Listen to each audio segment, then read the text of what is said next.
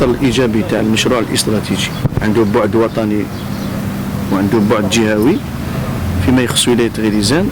طبعا الاستفاده هي طبعا تحديث ازدواجيه السكه الحديديه، بارك الله فيه تحديد كذلك تاع محطات القطار، يعني عندنا 5 محطات القطار جديده. هذا اللي يخلي ربما الخدمات تاع النقل بالسكه الحديديه يعني للمسافرين وحتى يعني البضائع تتحسن بصفه ملحوظه جدا. والامباكت كذلك الهدف اللي راح نحققوه من الازدواجيه هو القضاء على الخط القديم للمر عبر مدينه غليزان. هذا ثاني كما يقول لك اثر ايجابي لهذا المشروع الاستراتيجي. Donc l'objectif c'est d'offrir aux citoyens un moyen de transport fiable, sécurité et en même temps les temps de parcours on va les réduire. Donc par phase.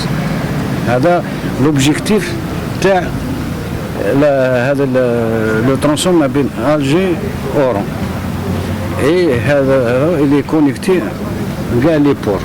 دونك لي بور qui existent